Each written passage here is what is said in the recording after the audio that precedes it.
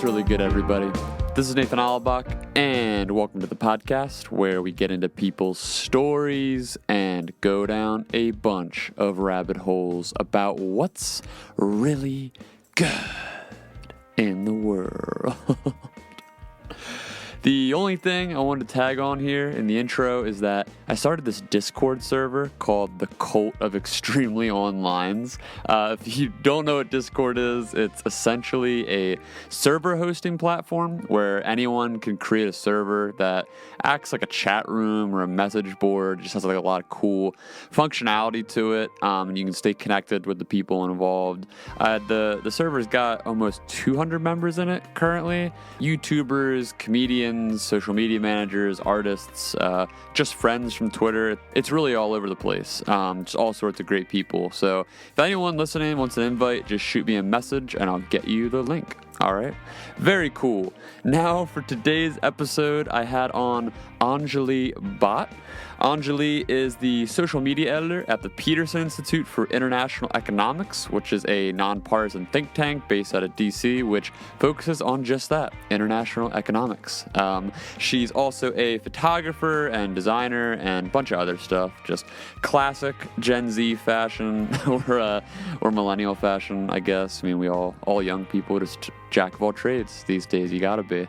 This is one of those conversations where it could have gone on for hours with just all the subjects we hit. So there's a lot of good stuff. We talked about just being public-facing people while also representing brands or institutions, which puts us in this weird spot, right? I mean, we have to kind of be socially aware of how we're coming across online and just in public settings like a podcast all the time when you're representing anything. So a lot of interesting stuff there.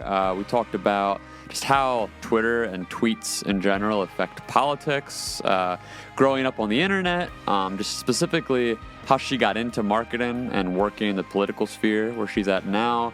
We talked about how to balance to nuanced takes online, just around topics like privilege and free will and identity politics, and yeah, a lot of the tension and disconnects between different demographic groups as well, which was super interesting. And I'm sure there's a ton more I'm forgetting here, but you know how it is. So yeah, please follow Anjali on Twitter and also on Instagram for her photography. I've got all the links in the show notes for whatever you need. And yeah, if you dig the show, remember to smash that review button on iTunes. You can literally just hit whatever star rating you think it deserves, and it seriously goes a long way. So yeah, thanks for listening, and I hope you enjoy our conversation. Now let's get into what's really good.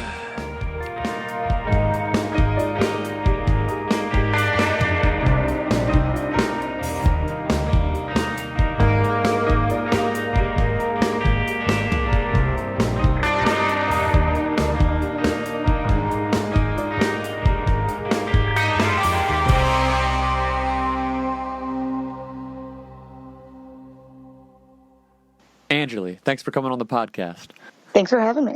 This is going to be fun. I don't even remember initially how we started to talk on Twitter. You're just one of the cool friends that I've met along the way, just through, I don't know if it was the brand stuff or whatever, but somewhere along the way I was like, oh, I enjoy this person's takes and they seem really nice and they'd be fun to talk to about social media stuff.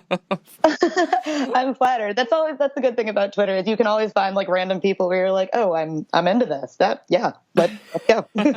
Do you remember? Was there like a specific subject or? There was Ella Dawson, I think her name is, Bros and Pros. Yes, yeah. I started following her because she had a thread about how working in social media was hard. And she wrote a thing on LinkedIn, and it was like, and I was like, oh wow, there are people who actually write down what the things that I think about working in social media. And I think you were in you had something to say there or something like that. And I was like, oh, cool. I want to start following more like social media managers.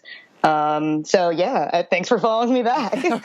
No, of course. That's so funny too, because I think that's initially how I started following her as well. Like she really does put into words a lot of the experience that goes behind the scenes with social media management and all that. And it's weird because you'd think that this would be one of those career fields where everyone is constantly talking about it because so many young people work in it. But I think there's a lot of hesitation and like restraint from the industry itself because there's this whole association issue where it's like, okay, if I work for, or if I represent Steak-umm as a brand, then everything that I say publicly in some weird way is kind of connected to that brand, even though it doesn't have anything to do like with the brand itself. It's just like the nature of the field. Yeah, so it is weird. It's like when you see someone like Ella like laying out takes on social media, it's so relieving and it feels like such solidarity because it's like, why aren't there just thousands of other social media managers writing about this or blogging about it or whatever? And it is interesting. I feel lucky at this point in my career where I get to talk and write about it with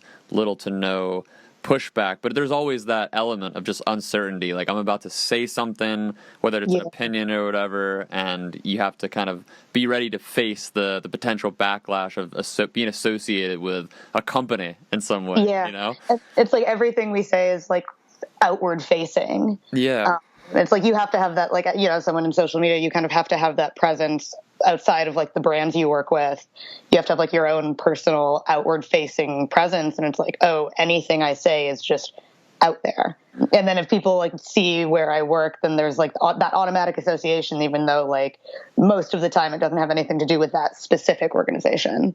And it's so weird too, because thinking about how, like you said, like we have to kind of like build our own personal brands outside of the brands that we work within, or just not even brands, but just the companies in general, whether it's a museum or a nonprofit or whatever it is. It's interesting how that element exists, but at the same time, there's this weird unspoken tension there where it's like, we want you to be able to say what you want and be a public facing person, but we don't want you to be too controversial. We don't want you to be too polarizing because you still represent us in this way. And it's interesting to watch that trend kind of shift over time, because I remember being on Twitter in like 2009, 2010, like those earlier days, there was always that, I think some people still do this, but there was that whole thing people put in their bios where it'd be like, my tweets don't reflect my employer.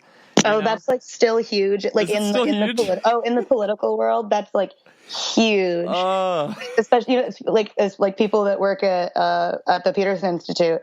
Like we're nonpartisan, but people have opinions, and people who work for people on the Hill or government agencies and stuff like that.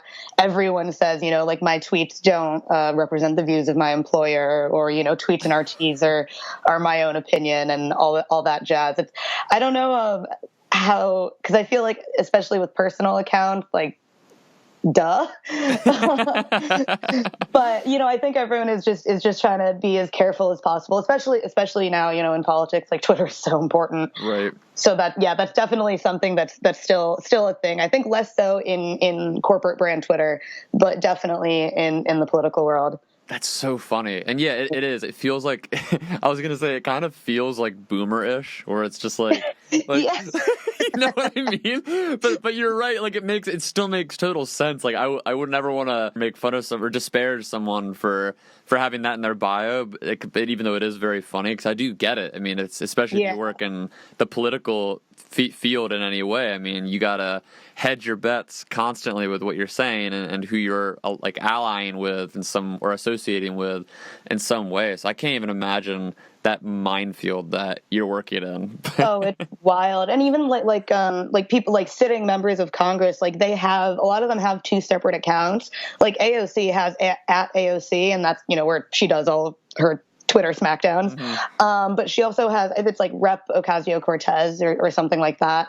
And that's like the official AOC, like for her legislative stuff, and that's much more restrained. And I think there might be like ethics rules regarding like congressional communications, but a lot of Congress people have two separate accounts so that they can kind of be professional and do their legislative duties, but then also have opinions and like interact with constituents and stuff like that. It's so weird. What a strange timeline. It's like just thinking like on the global level, just how much. Obviously, this is like an I'm 14, and this is deep observation. But I mean, it is kind of strange thinking about it in these terms, how much like the corporate social media sphere is influenced within the political sphere, just on that like intimate level where you think there's an actual entire part of Twitter headquarters which is assigned to work within world governments to manage these like official like whether it's the president, whether it's a prime minister, whether it's a congressperson. Like, it is insane that there's people that have to constantly be coordinating these major accounts that have real effect in the world at this point, you know? Yeah, too much effect. Yes. Like, if I can like nerd out for 1 second, we just published some research that about the trade war between the U.S. and China, and so the idea that the administration has is that trade is like a zero-sum game. Like, if China is winning, we're losing. Right. So a couple of our researchers they looked at the Chinese and the American stock markets 30, 60, and 90 minutes after Trump's tweets about trade. And so if trade was a zero-sum game, if he tweeted something that's like good for America and bad for China, then like the stock markets would move in opposite directions, right? That's not what happens.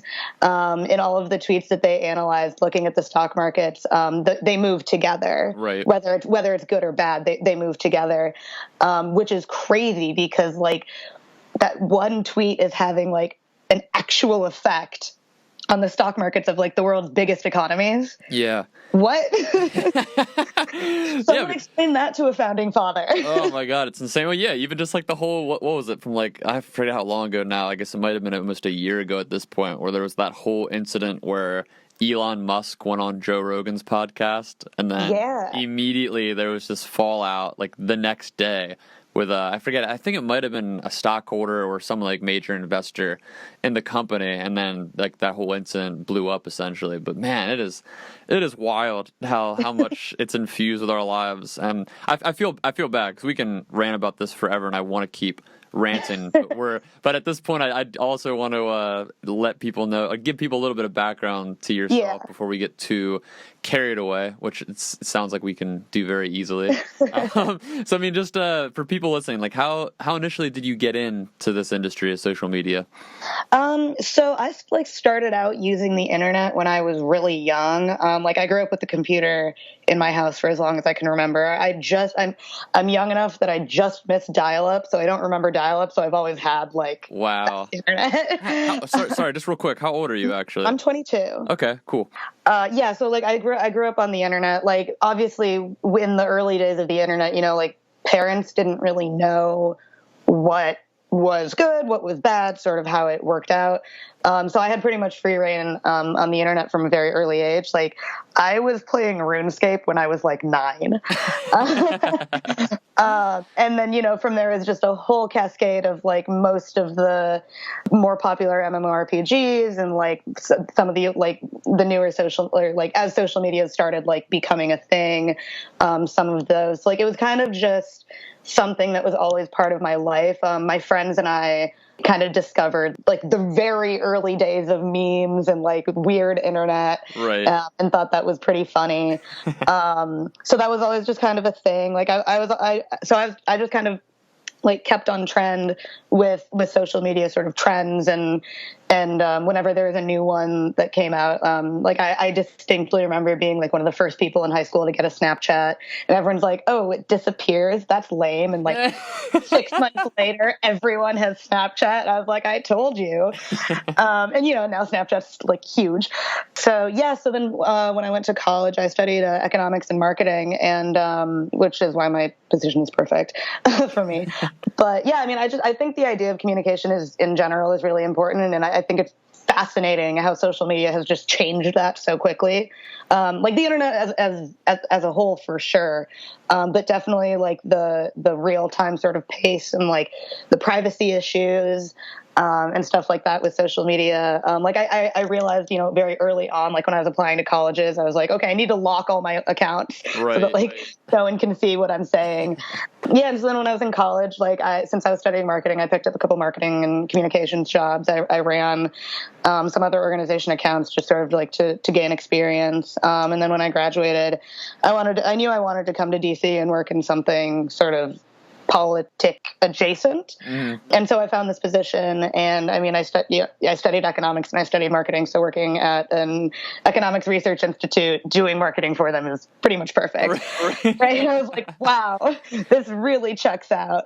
Yeah. So that's how I got here. And I mean, I have learned so much, just from the time that I've been here. It's a really cool experience. That's amazing. And it's so, like, when you were growing up then, kind of seeing all these trends evolve, I mean, was this something from an early age that you had determined that you were interested in, or was there something else along the way that you thought you'd end up doing and then you kind of just, like, got into this? Like, when was there, like, a shift, I guess, where you were like, oh, I could see myself working in social media, or even, like you said, politics adjacent in some way? But when was there, like, that conscience shift for you?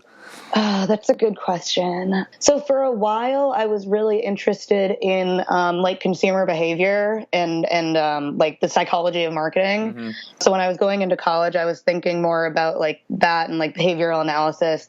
And then that's when I realized I was like, oh, these platforms that I spend so much time on are so many people that you can get all these insights out of. People are just sharing their feelings about everything. And so I guess it was when I was kind of thinking about how to involve like marketing and people. Cause I definitely wanted to go like very corporate for a while, but like obviously social media exists in the corporate world. And then as social media grew as like an industry, I was like, oh, this is a whole thing. Right. Like I don't have to pick necessarily like one, specific consumer behavior topic or something like that. Like social media is now an industry. So I can do whatever I want and work online. So by the time I like reached the end of my marketing degree, I was like, okay, like digital marketing and specifically social media. Cause I mean, I know digital marketing now includes a lot of like advertisements and targeting and all of that stuff, which is a whole other can of worms. But yeah, I was like, okay, like this is definitely something that I can do. And since I've been on social media for so long, like I know how to be good at it, if that makes sense. Yeah, of course. Like You're extremely online. I'm extremely online all the time. Like, okay, I think that it is interesting. Like when I speak to other, like social media managers who learned social media, like as a skill, like as a learned skill through, workshops and like classes and stuff like that. They look at it differently than I do from just being like, this feels right.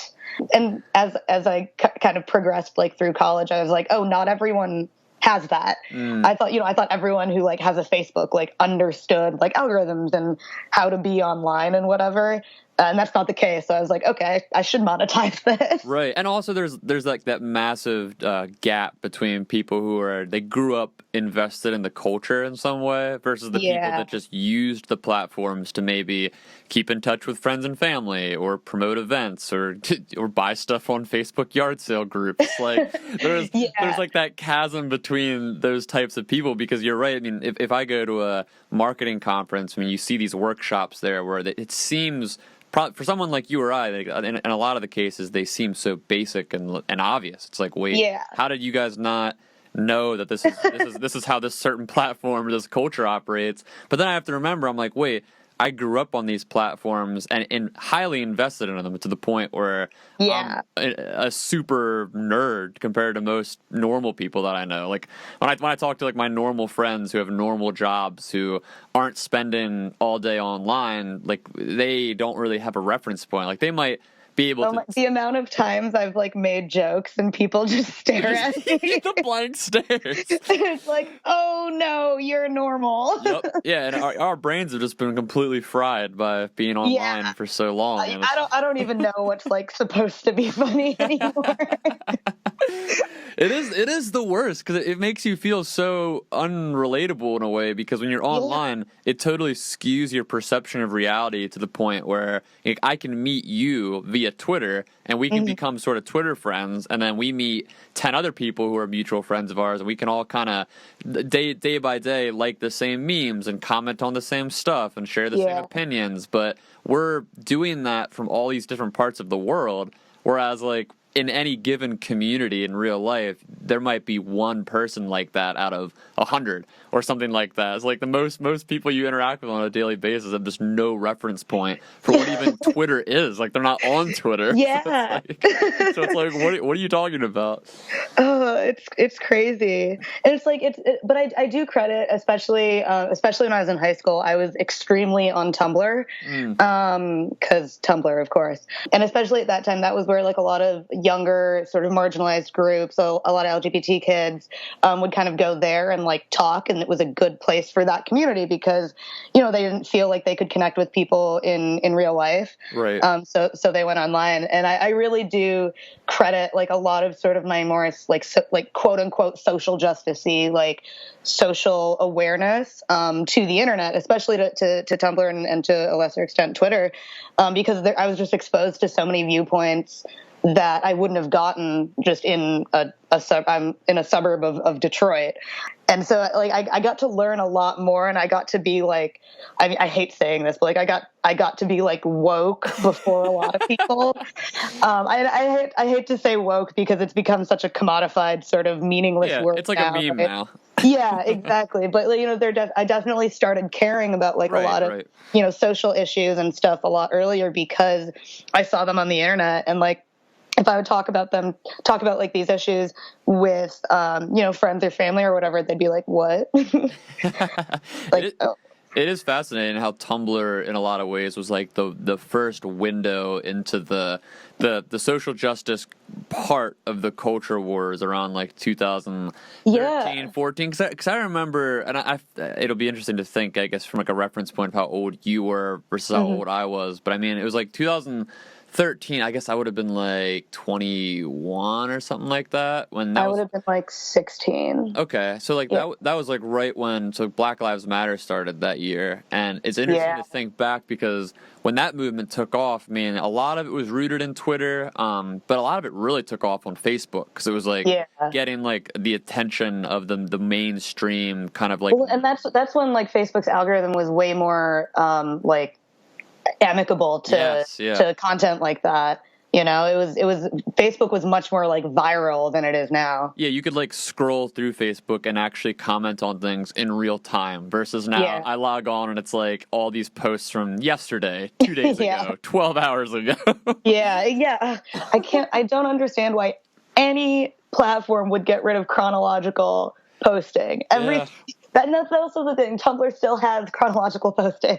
That's so important. It is so important. It's like if I want to go, I really don't understand it either. Because it's like if I'm going to spend time on social media, if I want to look up what I would consider to be, I don't know how to say it, like prime content that is just really high quality. Like I will surf through the top forum of Reddit or whatever, like or the top tab of a Reddit forum, you know what I mean? Like I'll go to some, or I'll go to YouTube and I'll search for videos, then I'll categorize it by like the most viewed or the most popular or what's trending.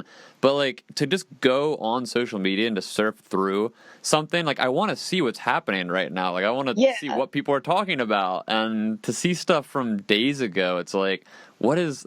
I guess I get it. Like, if I missed this, cool. Yeah, like if it's super high performing from a couple days ago, right. Like okay. You missed someone get married. Yeah, that's the thing. Yeah, it's weird, but yeah. Sorry to go back to that. It's interesting on the social justice topic, just how that window opened up through Tumblr specifically around that time, because there wasn't really another outlet for consistent online communication. Because if you were on Facebook, you were going to be arguing with relatives and like people that are down the street from you, and like that's usually not that it's worse, because I guess you could say, like, you could argue that anonymous versus public facing, like, which one is better? I don't know. Like, they can both be terrible sometimes. Yeah. But like, I think through places like YouTube and Tumblr and Reddit and then Twitter, where a lot of these conversations were starting, it's just interesting to look back at how so many things were happening at once that kind of bottlenecked the culture within like a 2-year span. And it's especially like between like 2014 to like 2016ish. Yes, there was just I think that's also really when like outrage culture became a thing. or like a mainstream thing. And that really, pushed all of these conversations to like the forefront of everyone's feeds. Yeah, there was thinking back, there's always been the types of people in culture who knew how to manipulate outrage to get attention, but now with the internet, it's centralized everything. So the people like Alex Jones, who he had been around forever, and like people who paid attention to like more fringe style media, like they knew who he was, like he had a name in the industry, but now because everybody's sharing everything through the same mediums, when he goes on some rant about gay frogs, all of a sudden it's like a viral meme and everyone's sharing it, and then he can then... Everyone has a platform. Yeah. Then you get all these, like the people like Jake and Logan Paul and Milo Yiannopoulos and all these people who just, they understand how to manipulate audiences online to either provoke, either to be ultra polarizing and like what do you call it, like pander to one side while making another side pissed off, or just pissing everybody off. And it's which, like, to be honest, especially with outrage culture for sure, but also like with online sort of personalities who like provoking. Why? I never understand, like, we're all behind screens. What are you getting out of this? I mean, I know there's definitely, especially we've seen recently the sort of scarier point where it comes offline, and that's when it's a problem. But, if you're like yelling on Twitter about gay frogs or like anything, like what are you gaining from that? Why? And that's how I feel, especially about like just like trolls in general and people who like tweet mean things at other people. Like, why? Yeah. Who hurt you? Like, what's the point here? I will never understand, like, and especially kind of going back to the whole like corporate and like organization social media, when people tweet at like a verified account that's clearly, an organization, the people you want to see that you're angry at are never going to see those tweets. Right. Yeah. Like, what do you think is going to happen?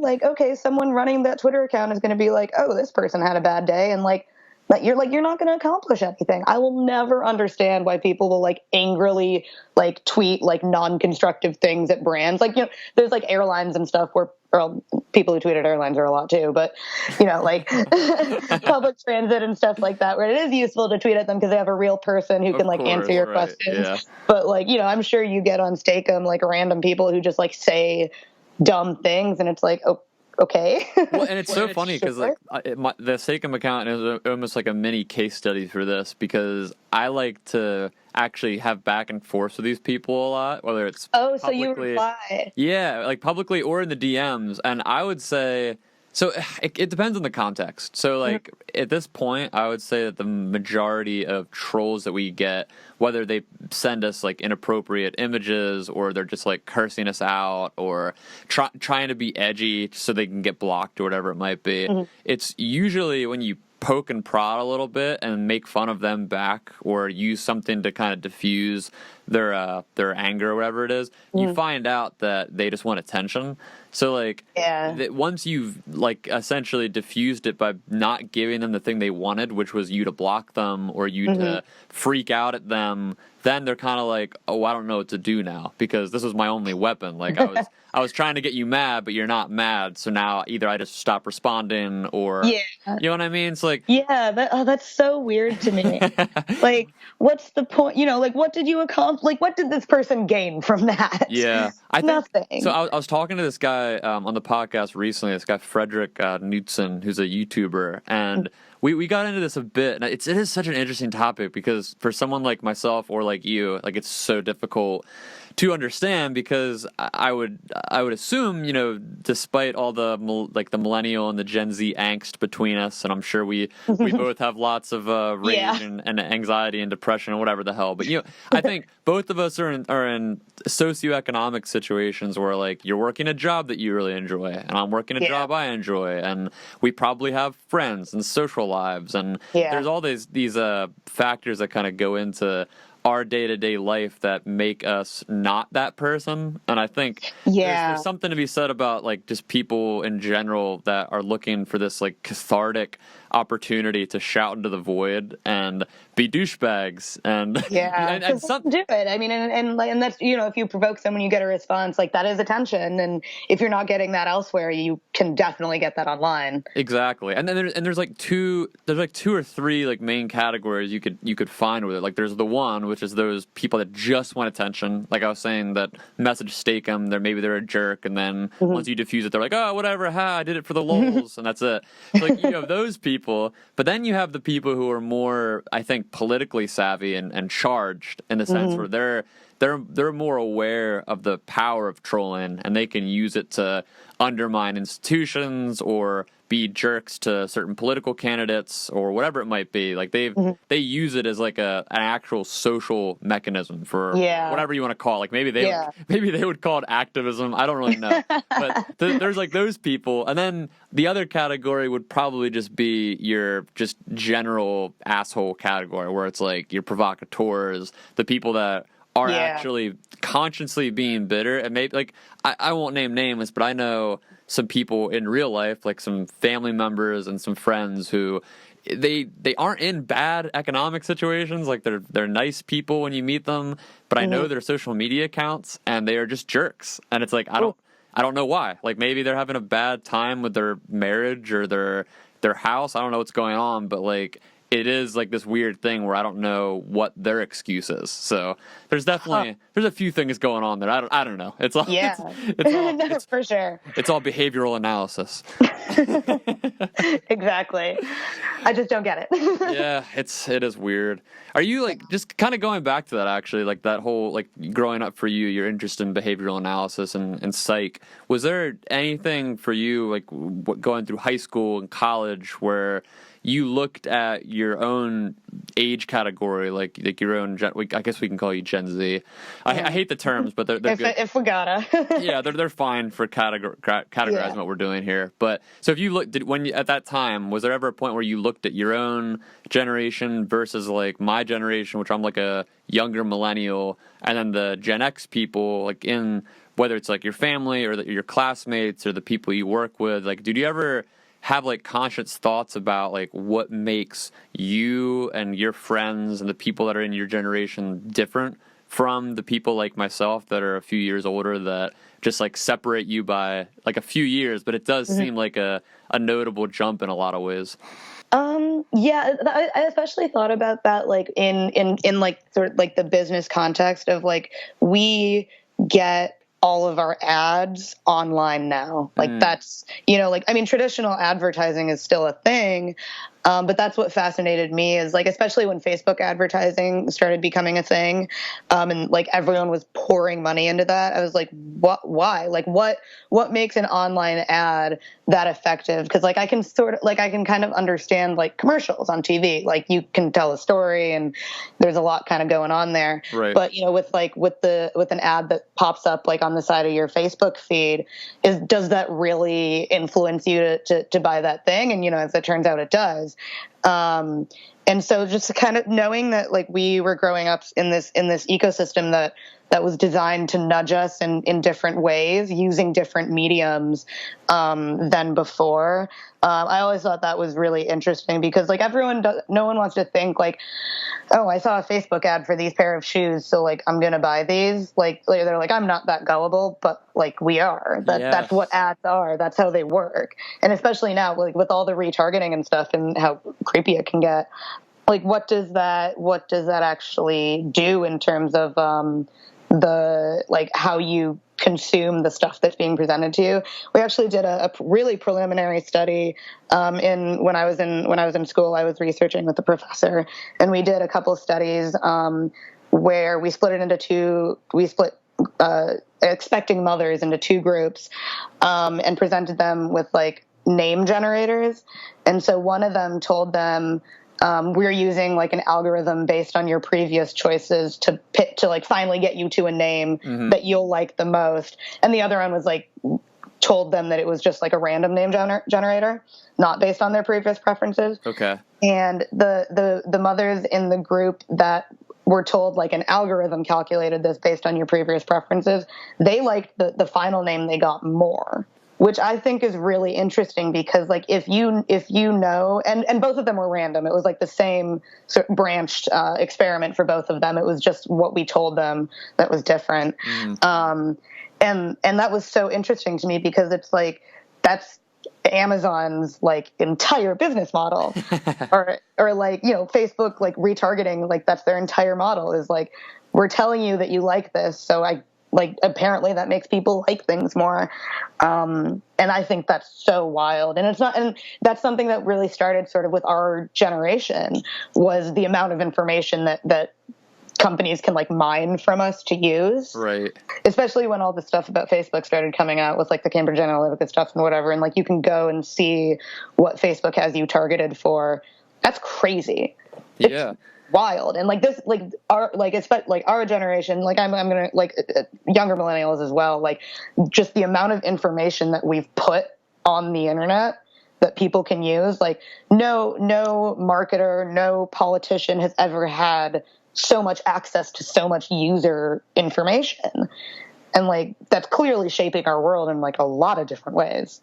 Oh God, yeah. I think about this all the time in terms of just when people talk about brands on social media, whether it is, and I say brands as broad as you could possibly be, you know, from, like I said earlier, I mean, it could be a museum, it could be a food brand, but it's just, it's so interesting because up until recently, like you said, everything was done through commercials on TV, radio ads, print ads, and you had to pay to get into these spaces, and that was the model. It's like, it's an advertiser model. Like you pay a premium to this newspaper, you get ad space. But now all these social media platforms are free. So all these companies get to join for free, and the money is made based off the ad revenue of the social media platforms getting from the advertisers. So it is so bizarre because, it's just a giant just information dump that we've just willingly done. Like this whole face app thing that just happened the other week, where like there was this whole the old person face app generator or whatever, and everybody's like, but it's like owned by a Russian company. And like it's so interesting because like obviously there's you know there's a conspiratorial element there where it's like, oh my gosh, how much is this gonna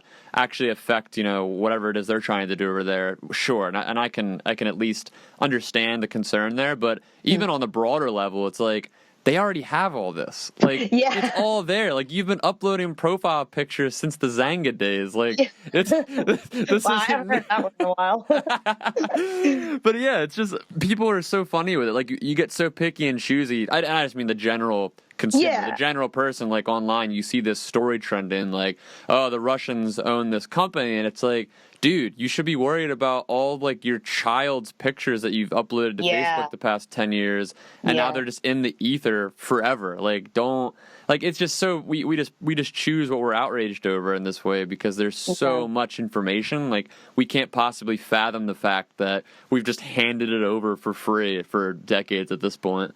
And it's like so many of these platforms, I mean, you know, especially Facebook, but even, you know, like Gmail has a bunch of like personalized algorithms and stuff. Like, these are kind of essential tools to function in the 21st century. Like, whether you want to give away that information or not. Like, I mean, I guess you can function without Facebook, like if you gotta, but you know, I think we'd be hard pressed to find anyone who has like no online presence with like no data that's been owned and mined by a company.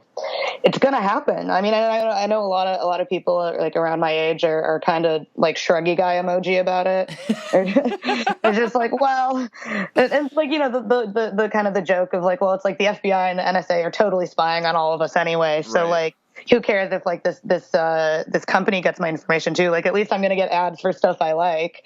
Yeah, like, man, do you think? Okay, so from your perspective, this is kind of a weird question because obviously Gen Z as a whole is much more digitally savvy than previous generations from growing up on it from a really young age. But at the same time, do you also worry in a way that the people that are growing up on it now are so inundated with it from such a young age that it's all they know, so it does kind of create this weird like a fake shield. Like you kind of alluded to this earlier, like the third person effect, where people just assume, they go through life assuming that advertising doesn't affect them, and then that makes them extra susceptible because they think they have this wall up that isn't there, and it's like you're overestimating your brain's your cognitive ability to block off all this advertising. It's like when with people your age that grew up on like seeing these digital ads, I mean, it gets to the point, I'd imagine, where it's just not even something you think about. Like if I,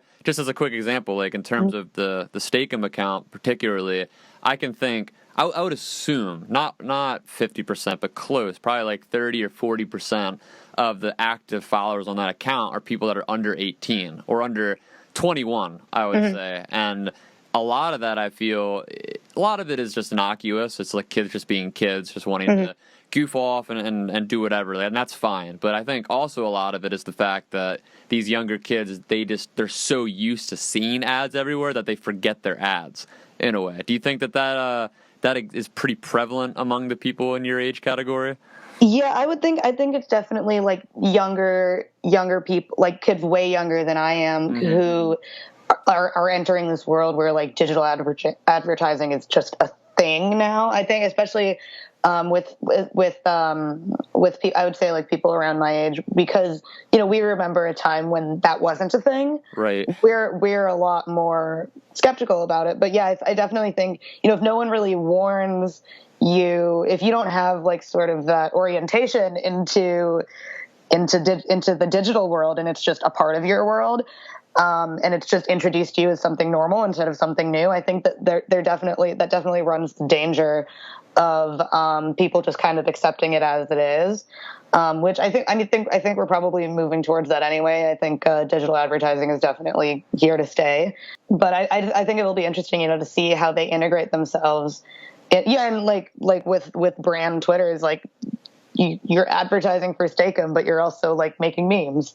Exactly. Like and soon that's going to be normal, like to personalize brands and to integrate it into like the experience. I think that's definitely going to become more normal and like accepted.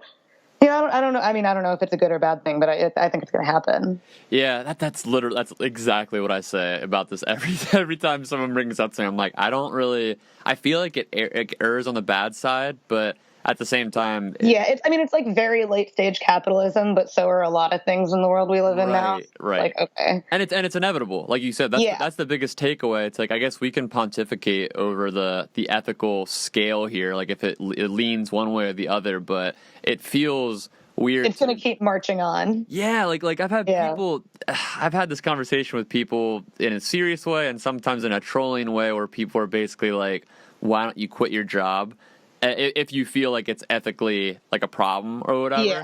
And I was just on a podcast recently with this guy, and it was interesting. Like, it's an interesting subject to cover. I like to dig into the ethical tension there, but to come to that conclusion just feels so simplistic, because it's like, I don't know how, like, I don't know if it's just a privilege thing or what, but I mean, I feel like if you really dug down into most career fields, you'd find really bad ethical practice. You know what I mean? Like, you'd find plenty of reasons. This is just a new ethical field. Yeah. So it's like if you're working for, like, we're talking about advertising, but I mean, like, working in politics or working, like, even just for, like, whatever corporate entity. It could be for, like, something that's, like, humanitarian or whatever, but there's always something screwy going on. Like, it's very rare. I'll just say that. It's usually the exception that people get to work for places or other people who are completely altruistic and just doing good in the world.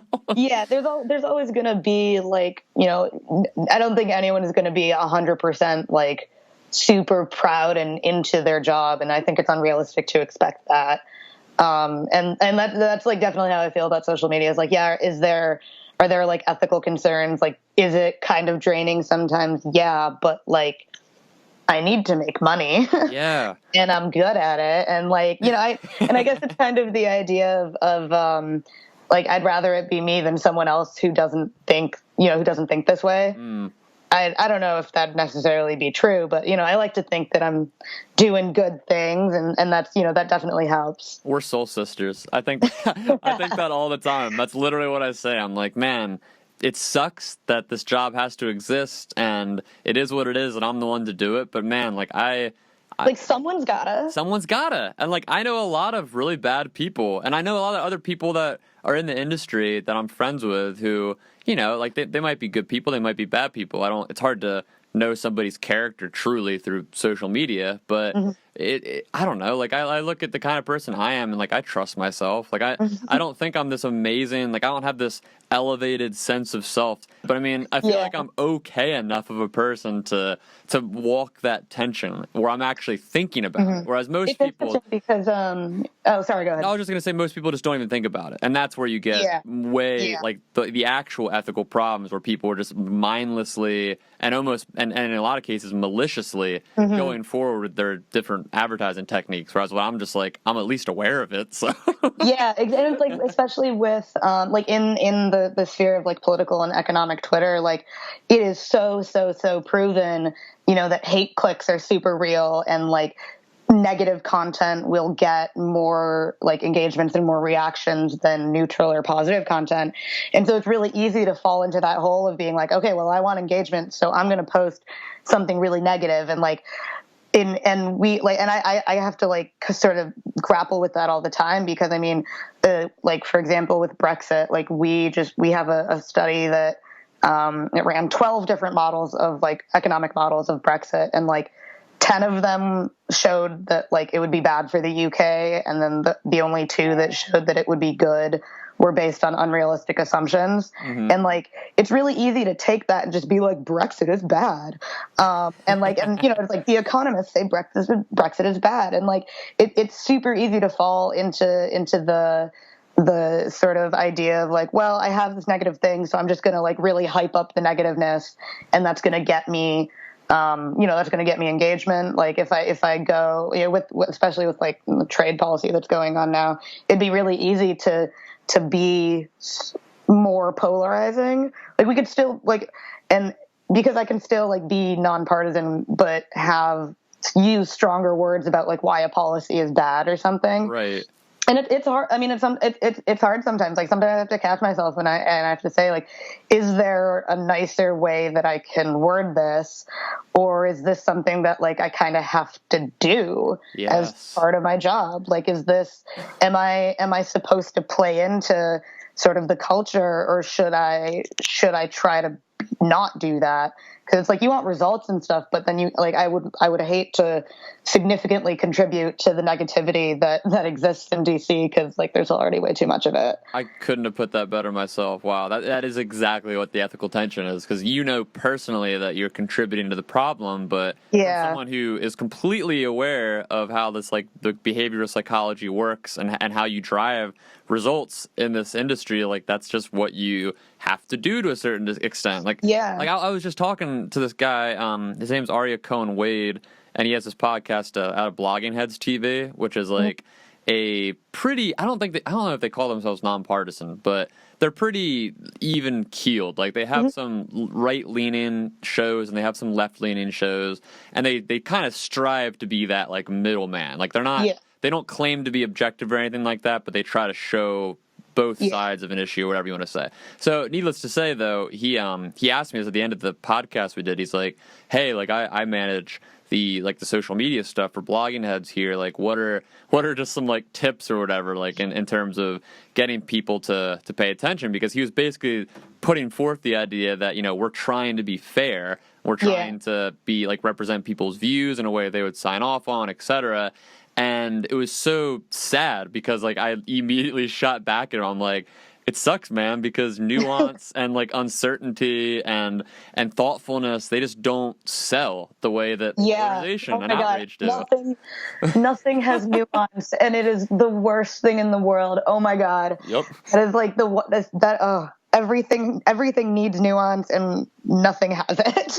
Yeah, it just doesn't sell. That's what's so sad. It's like it sucks because I mean I completely I understand the people on both I grew up pretty conservative with my family and my community, and I became a lot more left leaning the older I got.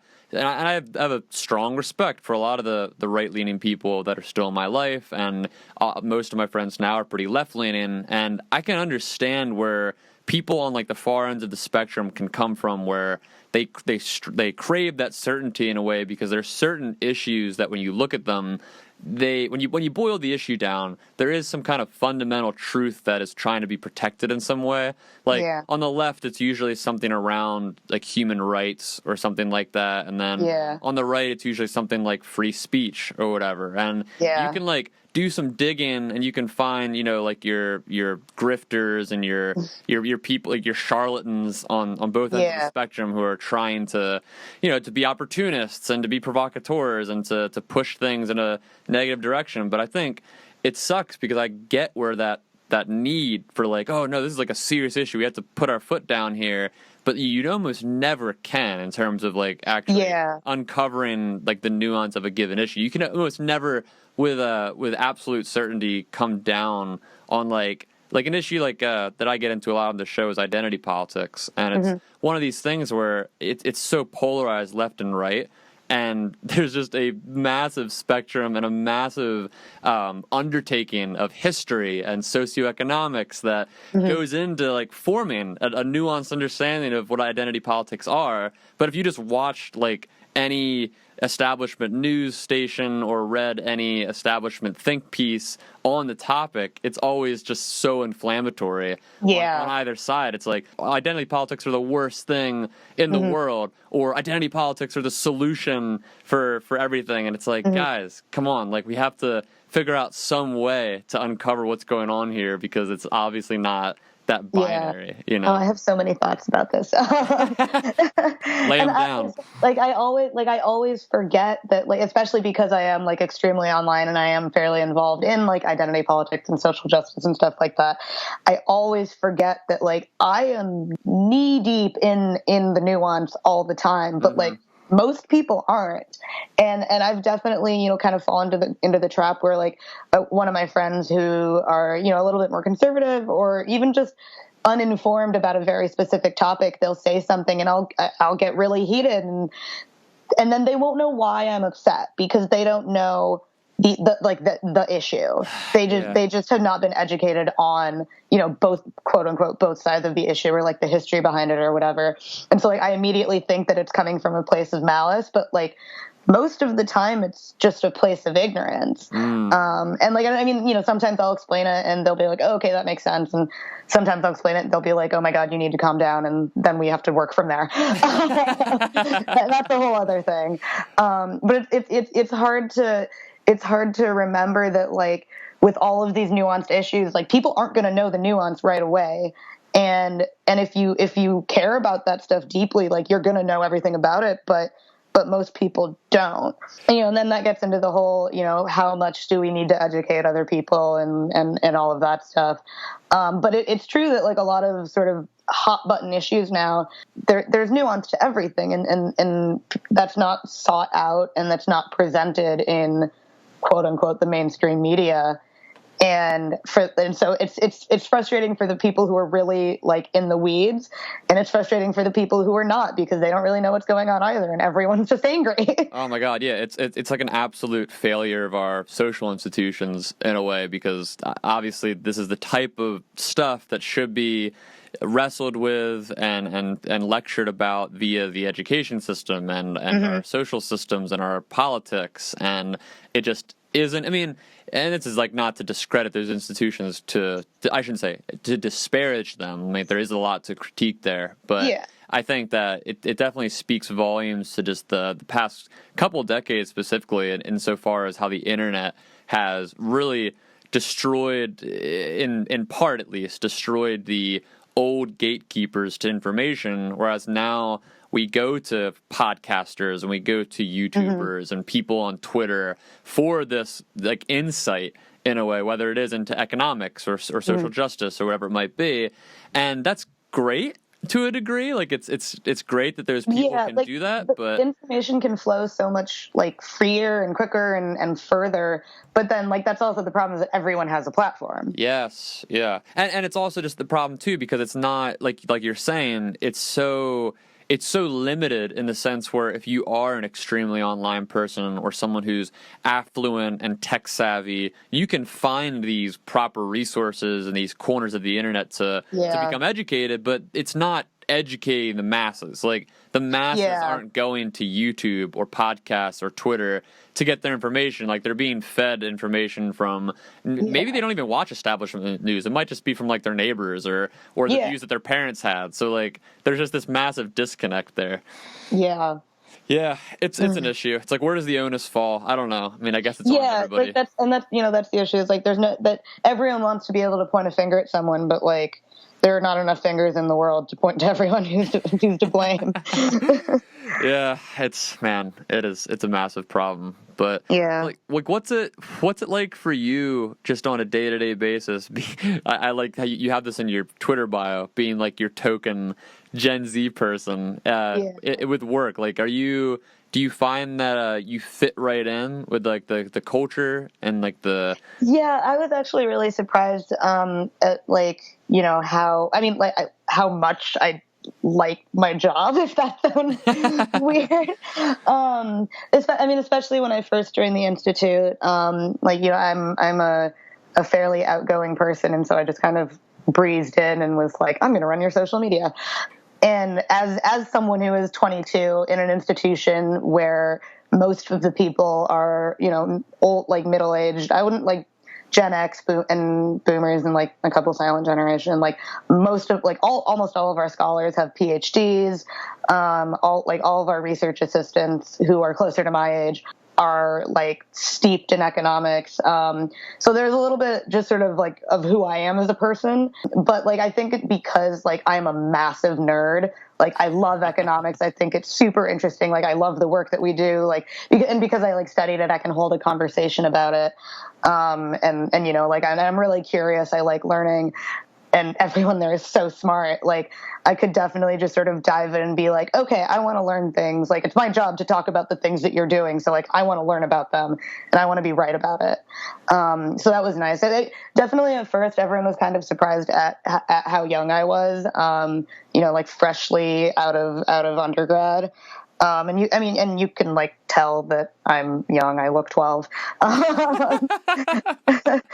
I definitely, I think, especially because, the work that I did was so front facing and represented the Institute. Like, now that I've been there for almost a year now, like I've shown that like I can do my job. Yeah, you've earned your stripes. Yeah, exactly. And like, and I love our comms team. Like, we get along really well. It's very like our comms and like, publications team is like very varied in age and demographic, and we all get along great. I like them a lot, which is cool because especially in DC, I'll talk to people, especially young people because no one in DC is from DC. Like, everyone comes here thinking they can change the world. Right.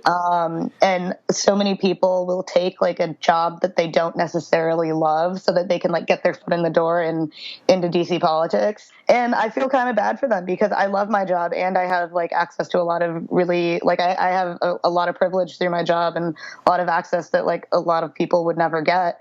And I'm 22. I should not like be doing all the cool stuff that I get to do through my job. And it's neat because like not a lot of people get to do that. And I do hope that sort of feeling, like, because I am so young, whenever we do, stuff with like prominent politicians or something like that, I get like real excited. I'm like, oh my, like I went to an event and I saw Nancy Pelosi speak and I was like, oh my God, she's like the Speaker of the House. That's crazy. And like most people like at the Institute and my friends who are older than me are like, well, yeah, that's DC life. Like, a lot of people are more like comfortable with the speed and the pace of sort of this world. And I'm still a little bit, like fresh eyed and bushy tailed and excited about it.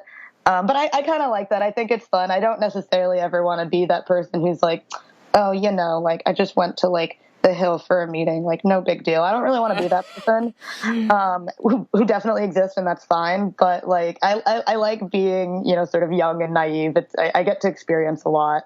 You'll get hit eventually with that wave of Oh yeah, cynicism. everyone says that. Everyone says that. So I'm gonna hang on to this while I have it. Hey, you know what? It's not. It doesn't always happen. You know, it's just. Yeah. It depends. I think it depends on what guardrails and that you put up in your own life and how you kind of set yourself up mentally and almost like spiritually in a way to take that type of task on when you go to somewhere like DC, because I mean you are talking about, you know, one of the hubs of the world where like major global decisions are made and trends are set, and it's very existentially daunting, I'd imagine, especially as you get older, because as someone who is younger, you have this like amazing opportunity, a job that you love, and it's awesome. And as you go on, you start to see a lot of more of the behind closed doors and the corruption, and even just the people, like you kind of alluded to this, like it sucks, but it's true that most people, like not even just to DC, but the people that go to New York City or LA, it's like you're going into a place because you know there's opportunity and you're looking to climb a ladder. So it's like that weird thing where like you're at a bar one night and you're talking to someone, you think they're really cool, and then at the end of the conversation, they're just like, they say something to you where it just alludes to the fact that all they wanted was to network with you, and you're just like, oh crap, like I thought we were like really hitting it off, and now you just want to use me.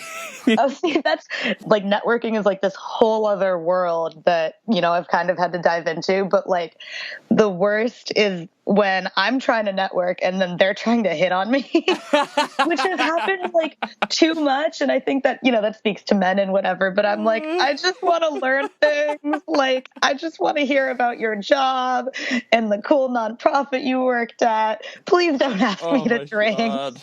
They're like, yeah, girl, I like economics too. Oh, it's ridiculous. It's just like, I don't care about that. Oh, that sucks. That really sucks. I can't even imagine. Yeah, so that's also why I'm excited to, you know, get older and, you know, less prime age. Well, it's great that you have the mentality that you have. I mean, insofar as that student mindset and being open to learning, and in an environment like you laid out, which is a lot more older people with PhDs, and they're doing this like work on a global scale that you've just entered into. I mean, that's got to be a really bizarre environment for someone your age, because like on one hand, obviously you know that you're smart and you know that you earned it and that you've made it this far and it's for a reason. But then on the other hand, like you said before, I mean, there's this weird sort of existential angst that comes in the corner of your mind sometimes, if you're anything like me, where you think like, well, most people don't have this opportunity, and like most people, that blows my mind all the time, where I'm like, all of the opportunities that I've had that led me to where I am, so many people will never get those opportunities. Like, who am I, some like small girl from a suburb of Detroit, like to be doing the things I'm doing? Like, what? Yeah.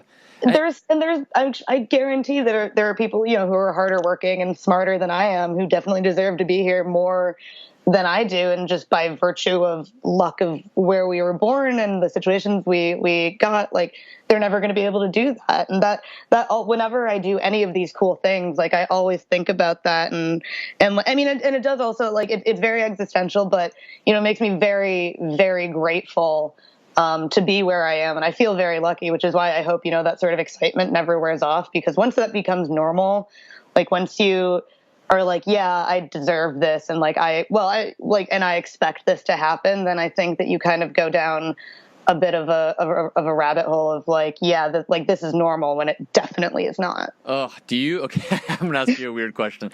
Do you have you ever like gone deep into the sort of weird philosophical notion of free will? Like, do you believe in free will? Wow, that's a question. That's a question and a half. It has. I have a place where I know where I'm going with this, but I just want to kind of like preface it. Like, do you have like any thought? Have you thought about this before? I've definitely thought about it. I think like the idea of like the more choices you have, the less free will you actually do have, and I think that nothing is truly free. Like any decision that's made is made in expectations, or like with expectations, or within certain constraints, or influenced by something. I don't think any decision is truly free, but I think in the terms of, in not philosophical terms, like, yeah, free will exists, but like once you get into it, then everything is influenced by something. Right. Like in more pragmatic terms, like on a day-to-day basis. Yeah, right. I just asked it because it kind of floats in the area that you're talking about here, where it's bizarre to think that, in terms of just we didn't choose to, well, one, we didn't choose to be born.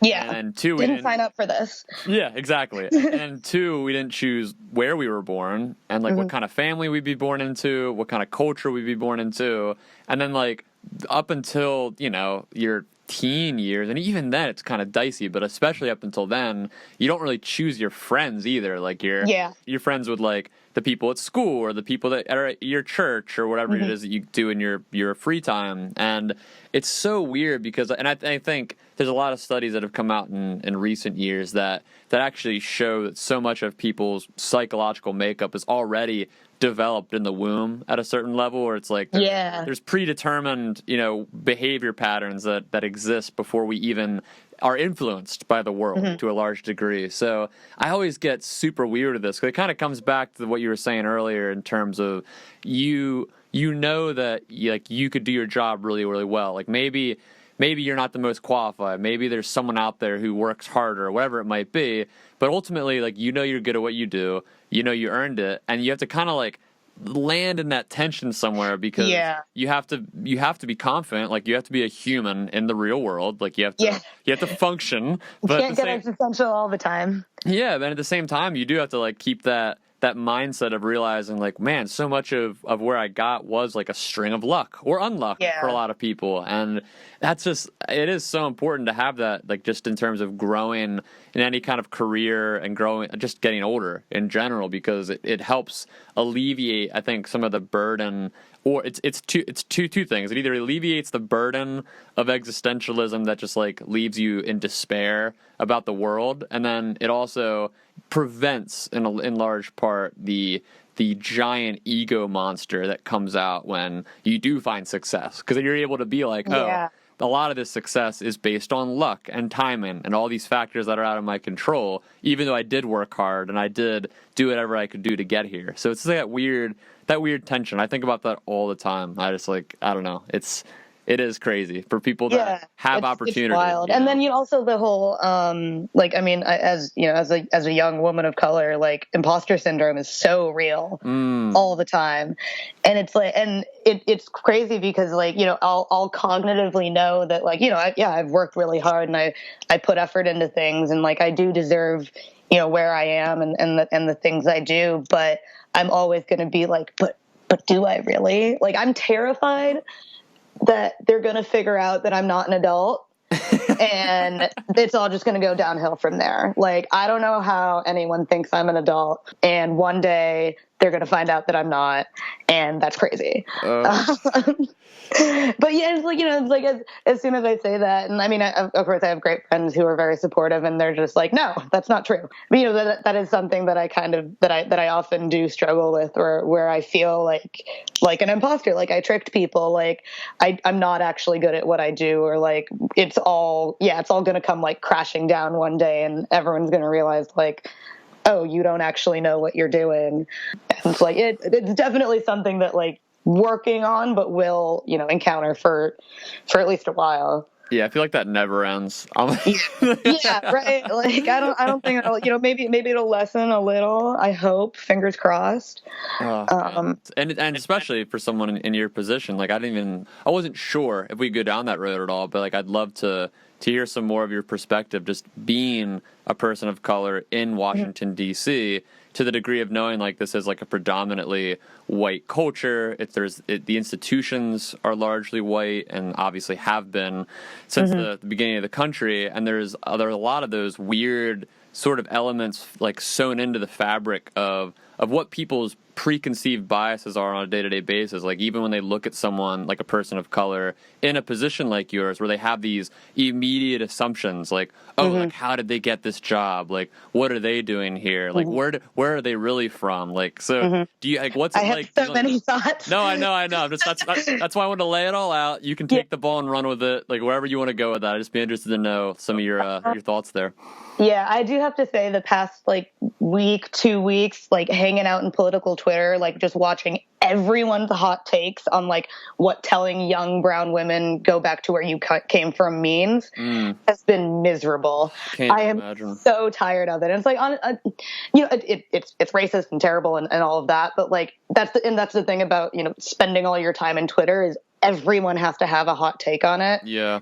And it's just exhausting. It's always weird to just see so many people like dissecting your identity, and you're like not part of that conversation.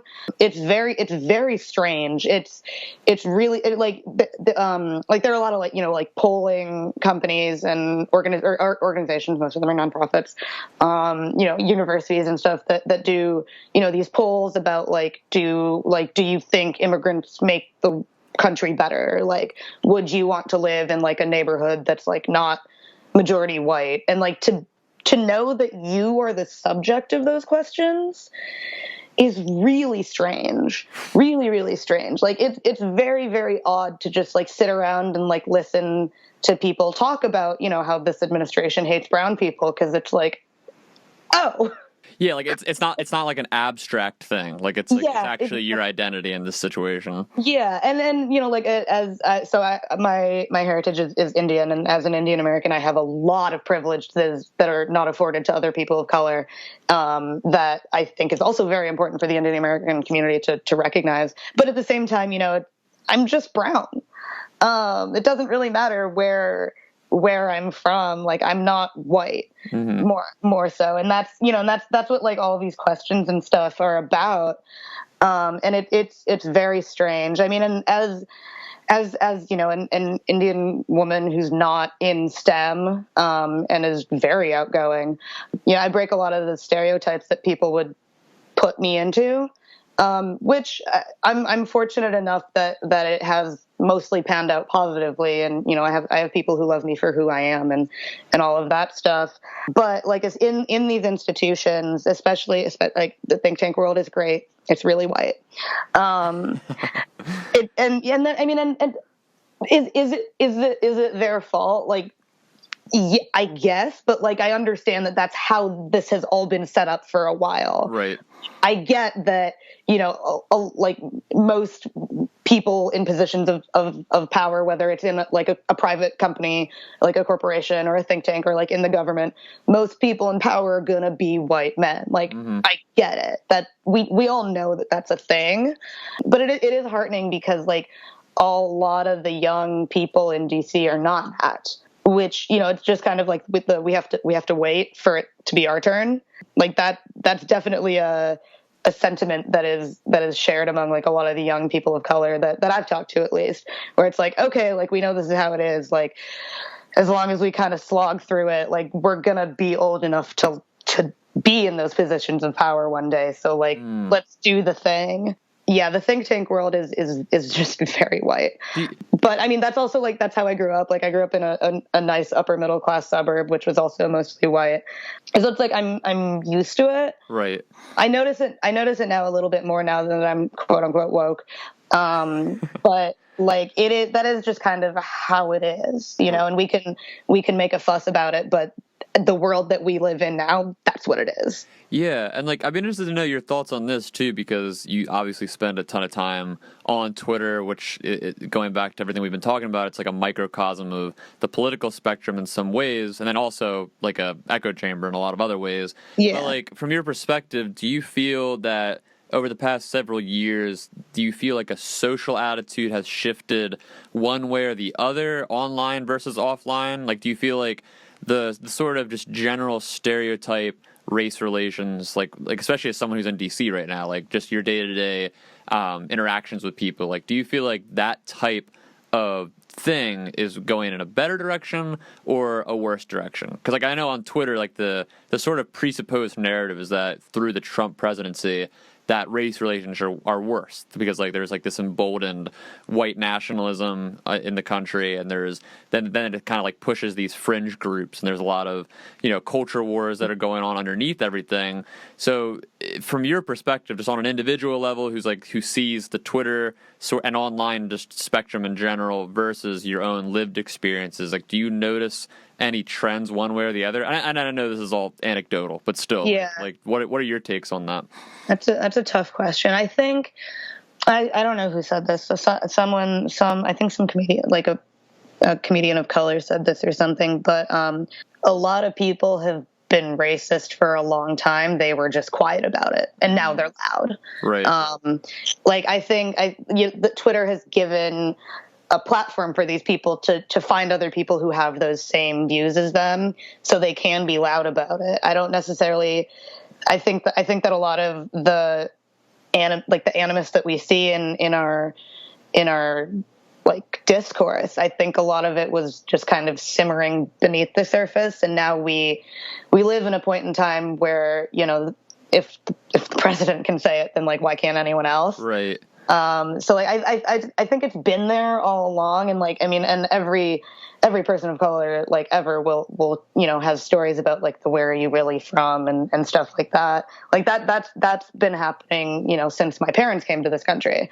I think it's just like a little bit louder now, and I don't know if that's the thing too, is like Twitter is it's a microcosm of the political world, but it's also such a small percent of the real world. Right. Like everyone who it seems like everyone is on Twitter, and there's just a lot of people who yell really loudly, but like it's the loudest voices that get the most attention, and that's really not a lot of people. Mm-hmm. Which is also like comforting to know, because like in my day-to-day life, I haven't in about the less than a year that I've been in DC, like I haven't experienced that much overt discrimination, which is good. But like my mom, who's back in near Detroit, like has, and she has like has told me that she sees she's seen an uptick like in people like saying racist stuff to her.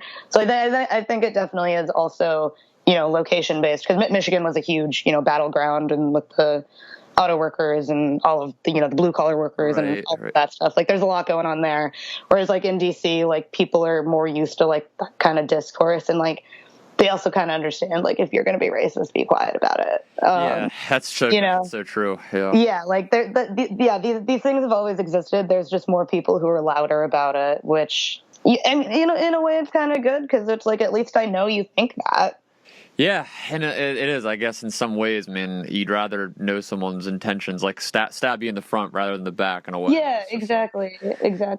Yeah, it is so weird because, Twitter's ecosystem especially is so bizarre with this stuff, because you get these narratives that come out of it because people, like you said, they find each other, and it works both ways. Like, and I'm not even trying to play. This is not a both sides of them. You understand where I'm coming from contextually. Yeah. Hopefully, anyone listening knows I'm not drawing moral equivalencies between these things. But it's interesting to think how like you have what is essentially like the Brooklyn socialist movement, which has really emerged from Twitter in large part. I mean, it's around the world, but a lot of since the 2016 election, at least, like with Chapo Trap House and all these leftist independent media publications and journalists and these people that literally, a lot of them move to Brooklyn specifically because that's where this community is.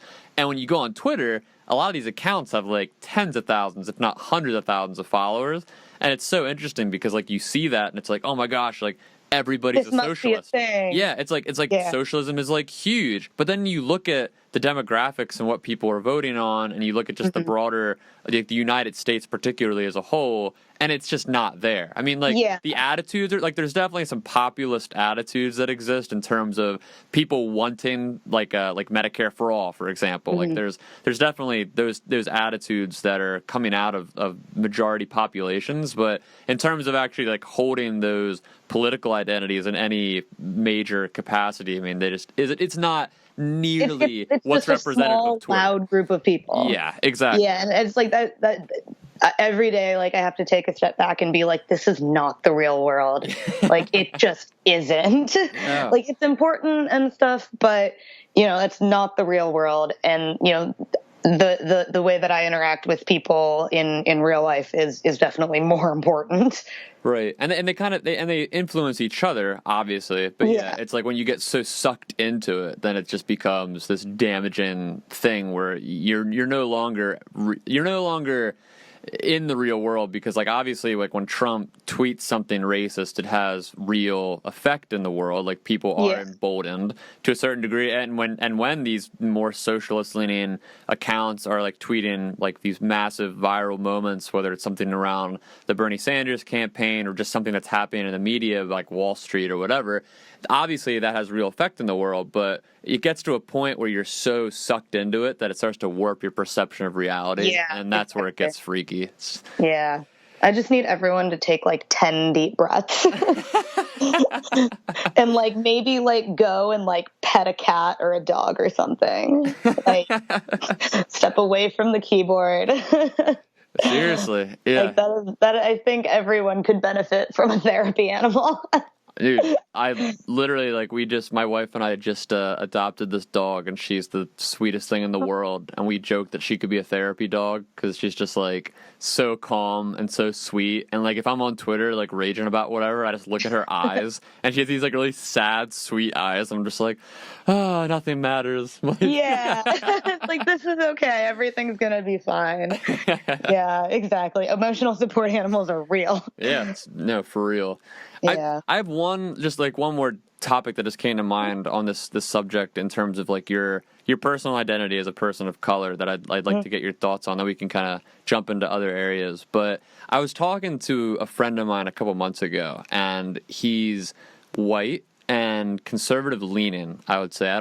Maybe he classifies as libertarian, but he's pretty reactionary in a lot of ways. Like, in terms of, like, anytime something progressive comes up, he's, like, all about the reactionary channels of media, you know, and he'll, like, shoot me a text about it, and then he'll be like, what do you think about this? And we always just argue about whatever the topic is. And we talked a little bit ago about, on the topic of race, because he's not as, I don't know, I don't want to speak for him, but he's not as politically involved in race discussions, I'll say. Like, he's reading reactionary media, but he's not really invested in that social justice conversation at large. And it was interesting because he's a very open person, which is kind of like a weird contrast for a lot of conservative-minded people. No, like, that makes sense. I know people like that. Yeah, and it's great. Like, he's totally, like, he wants to hear the other side. Like, he wants to have conversations, and it's awesome. There are good conservatives out there. Yeah, there are, absolutely. There are lots of them, yeah. There are, and it's great. And when we have these conversations, it always feels like a good learning opportunity. Like, I can get where he's coming from, he gets where I'm coming from.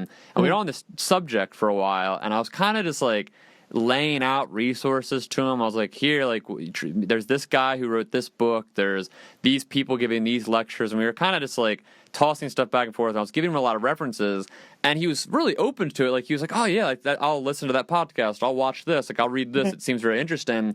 But it kept giving me this, like, feeling like, okay, at a certain point, like, and you kind of alluded to this earlier, it isn't my job to inform you and educate you. And it's also not any person of color's job to inform you and educate you. Like, at a certain point, people kind of have to take up the torch in a way for themselves and do their own research and come into their own understanding of these topics. So, I mean, how do you personally view that line? Because, like, for someone like him, it's weird because I don't think he has a lot of people of color in his life that would have these conversations with him, and it's just not a resource he has right there. And I think if he did, he'd be way more open to the prospect of his views being changed than being changed by his white friend who he's very comfortable with. So it's this weird thing, I think, where and I can speak for myself on it too. I mean, like, some of the most mind-altering conversations I've had around these subjects have come from people with those lived experiences. So this is kind of like in my view at least, a good side of identity politics, where like we want to be able to listen to people's lived experiences in this way and not just dismiss it as some political thing. So, I mean, in your perspective, like, is there some kind of line to be walked there, or do you feel strongly one way or the other?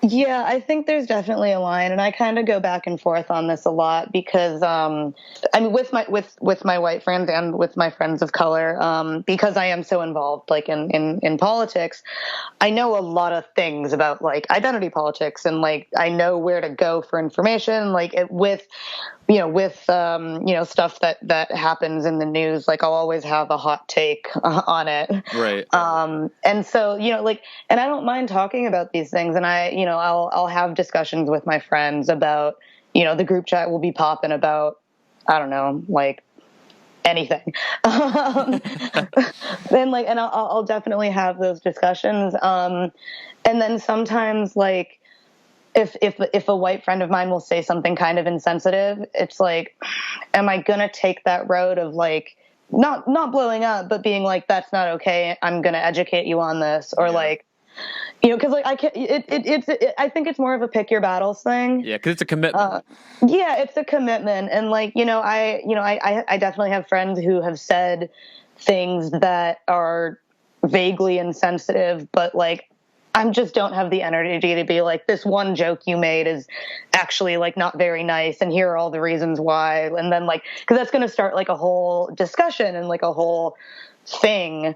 And I mean, we all know how a lot of men are and changing their minds about things. But it very much so is, I think, a pick your battle thing. And I do think it is on the onus of the non-marginalized group to educate themselves. But I do get that there needs to be a starting point. Like if someone wants to learn about like Indian culture, it makes sense that they would come and ask me about it. Like, I mean, Google definitely exists, and I strongly encourage people to use Google. But it does make sense that you want to hear this from a real person. And I definitely agree that hearing lived experiences from someone is more effective. I think that's a really good way to, I think a lot of what, not will fix, but like the way that we sort of bridge these gaps are interpersonal relationships between all these different people.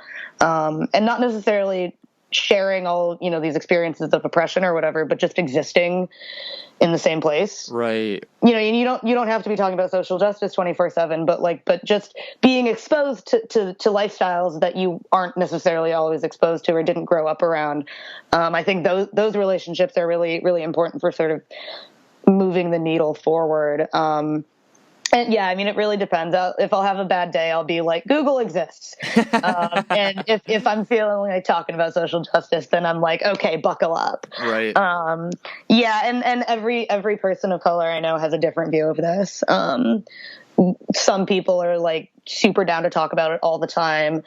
Some people aren't. Some people just don't like care that much, and I think that's fair too. So it's a pretty broad spectrum, and I definitely do think there's a line to walk there, and I don't really know what that line is. I think it definitely varies from person to person. It should be both, though. Look at all that nuance. Crazy how like things have nuance.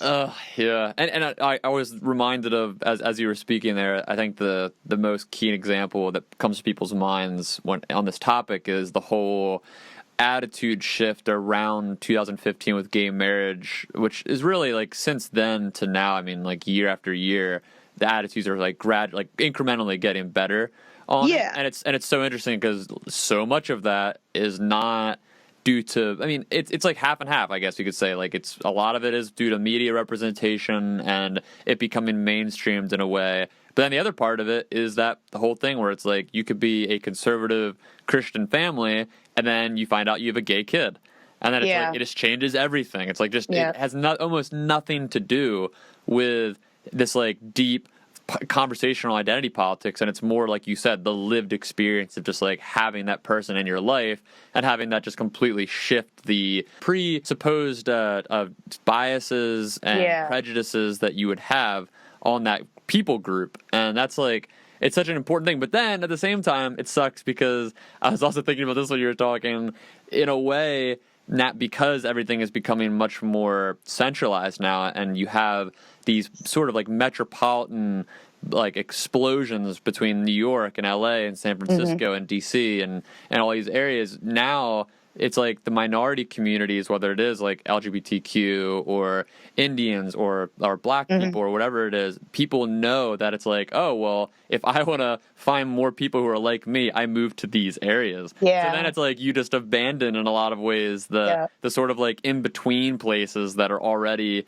in that weird yesteryear kind of place where it's like, and I don't mean that disparagingly, just like people who are living more simple, you know, like away from cities and busyness and all that. So it's just such a weird, and that sucks because it's like, obviously you want that. You want people to move to where there's other like-minded people like them, but then it also does kind of create more of a chasm between the different identity groups.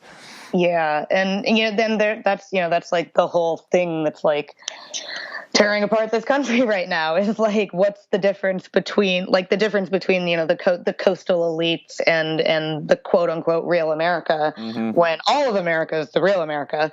But you know, so many studies have shown that like the communities that are most resistant to immigrants have like very low like proportions of immigrants, and so it's you know, like, and I think I personally I think that, like, you know, I just kind of want to parachute into these communities and be like, hello, I love America. Let's go to Waffle House. Like, you know, like, I think that that's definitely how you build those bridges.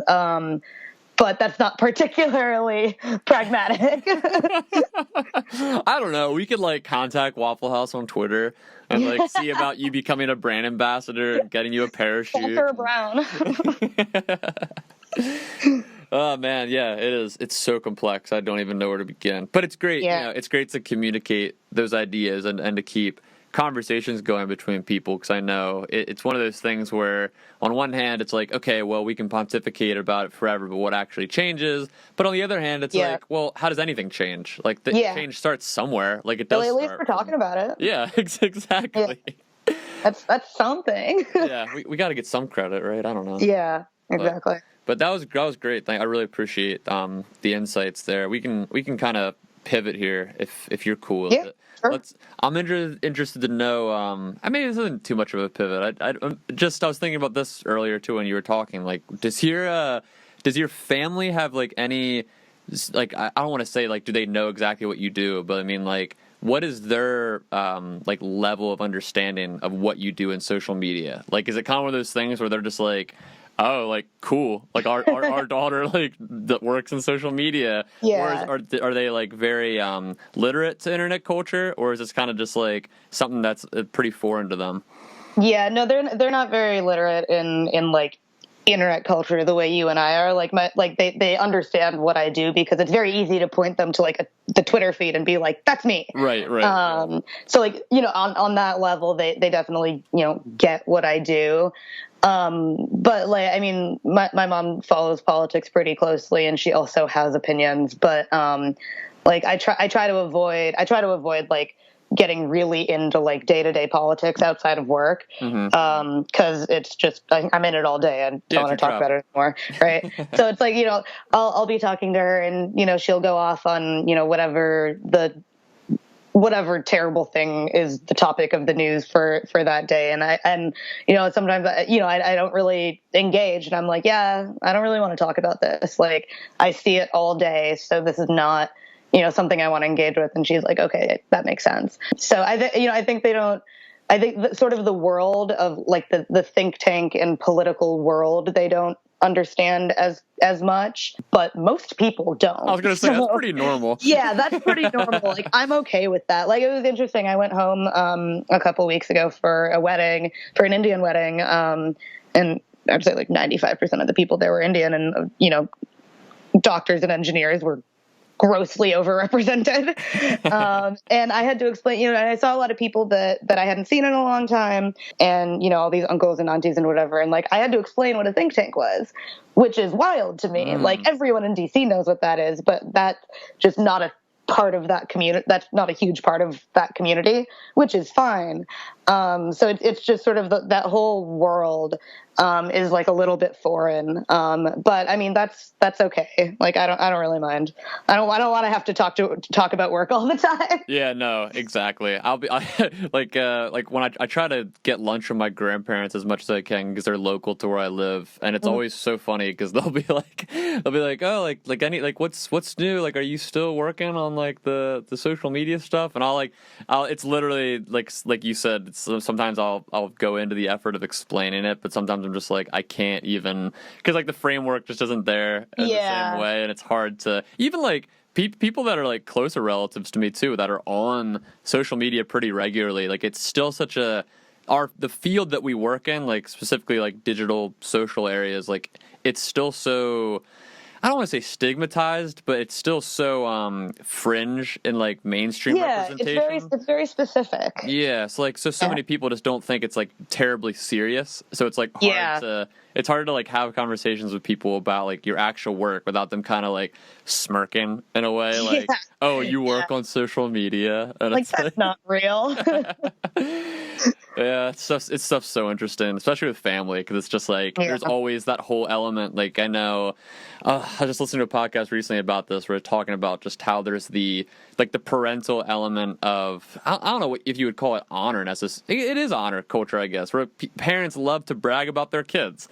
It's just like, what is my kid doing right now? And it's like, it is one of those industries where it's hard. Like, my parents work in advertising, so it's a little easier there. But I think just generally speaking, it's harder to be like, to explain to a friend of your parents to be like, this is what my kid does, Yeah, I don't even know what they say when someone asks. But like they do like to do, the whole like, oh, she works in DC, like at, this prestigious place. Yeah.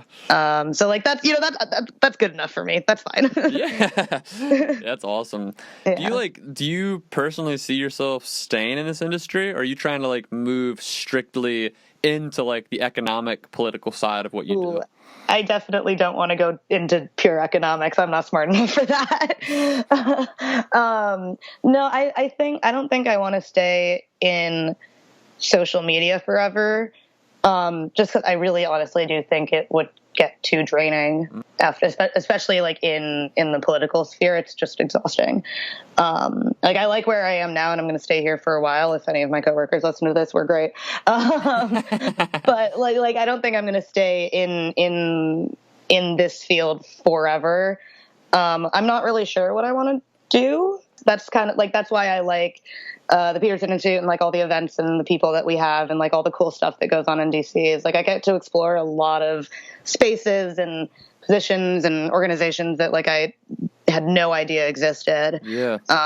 So yeah, I mean, like, I don't envision myself staying in social media for forever, but I also do know that if I had to, I could. Like, if I'm like in the middle of trying to figure out, well, I mean, I am figuring out what I want to do with my life, but like, if it takes me a little bit longer to figure that out, like, I can do this. I don't mind. Like, I know what I'm doing. And it's also like, I don't really see a progression. Really, like, if you're good at social media, you're good at social media. Mm-hmm. If you want to be good at other like digital marketing things, then you have to like go and like earn those skills. Yeah. That there isn't really like a scalable like field in social media. It just kind of is. Yeah, you either go like deep into the creative side of it to become like a creative director of some sorts, or you go deep into the digital side where you become some kind of like digital consultant working like web development and all that. Yeah, exactly. And it's like, I don't really want to, like, I mean, analytics, I know how important analytics are becoming, and I get that, but like, that doesn't really like call me. And it doesn't get you going. Yeah, it doesn't get me going. It's like, I could be like a quote unquote creative, but like, there's already enough of those. Well, so, I mean, obviously you were drawn to DC like via the politics of it all. So, I mean, like, do you see that as an avenue of interest? Because you seem pretty passionate. Oh yeah. I don't want to work like on the Hill. I don't think I want to work in Congress. But I like this, like the political, economic I wouldn't say activisty, because activism can be a lot. But yeah, I like this whole sort of, social science-y vibe. Yeah. So I definitely want to like stay in that, I'll probably veer closer to like international relations or political science, but that's like, you can do a lot of things with that. Right. And I'm almost positive, like, whatever I end up doing, I don't even know like it exists yet. So that's the cool thing about the city is like there's so much going on, and you can like go to like all of these like not even like career events, but just like talks by smart people, and stuff like that. So it's cool because like there's just like so much, people do so many things that it's just like neat to hear about them, and so much of this stuff I didn't like know that you could do. So yeah, there's a lot of cool stuff going on here. I like DC a lot. Well, it's interesting, too. I mean, it's true that social media wasn't even really a career field up until like 10, 15 years ago. So Yeah. it's like, Exactly. Who knows what's going to come next? I mean, even just listening to you talk, I mean, you're a really strong communicator, and like obviously you have a lot of ideas and a lot of thoughts, and you've done a lot of research on a lot of these different on the cultural level, I'll say, of a lot of these different areas, which is super important for people in politics and in economics, because there is that sort of disconnect where people are, I don't know how to explain. I mean, like, people are experts. Nuanced. Yeah. Well, I was gonna say, like, people are experts in something, right? So, like, when you're an expert, like, you have to kind of silo yourself off from everything else to a degree. Like, if you're a doctor, you're the greatest at being a doctor, but you're probably not going to know a lot about culture and politics and all that. So from being in your position, like, you have an interesting vantage point getting to work in DC and also work on social media. And you're in a place where obviously there's people in DC that are spending a lot of time on Twitter and all that, but there's typically a pretty strong disconnect between the people who work in politics, like boots on the ground, versus their understanding of like the sort of cultural underbelly. Yeah. Like, I mean, that's such a whole thing about, the Washington elite and like the they call the like the Beltway mindset, where it's like there's a lot of like, I'm gonna come and do the politic, but everything has nuance, and there's not necessarily a ton of in some spaces there isn't necessarily a ton of interest in like context. And I mean, I think like socioeconomic and like cultural context like is deeply important to like everything. And a lot of policy making is a little bit more siloed. So that, I mean, I think that sort of tension is interesting too. And, fingers crossed it changes. Cause like, especially in like the political and social like spheres, everything is related. Yeah. When it comes to writing policy, when it comes to like analyzing policy, when it comes to, all these polls about, different like public opinion or whatever, like the justice system is connected to like healthcare, which is connected to like the environment, which is connected to any other policy. Like everything has relations to something else. And I think, finding those ties and understanding that they exist, is really, really important. Yeah, I think it was actually Matt Drudge who said politics are downstream from culture. And it's like, that's such a good quote, because I mean, it's like you realize that so much of the like the change that happens decade over decade in any political system, like as it kind of, it's like a weird trickle effect where something starts to happen in the culture and it sort of eventually makes its way into the political policy that's established. And you can't really, like the people who are in both of these kind of siloed off environments, like the people that are the boots on the ground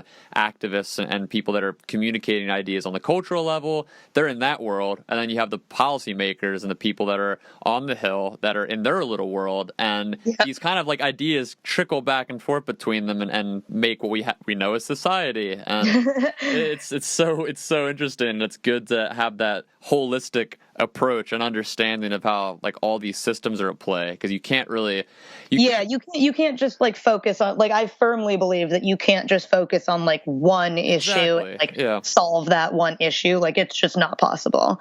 So like I said, that sort of idea of like working just kind of in that like working to like lessen that divide between the quote unquote real world and like policy Like we clearly have issues. Yeah. So obviously I don't know how to solve it. If I did, I'd be doing it. But I think, that's definitely something I think that needs to be examined further.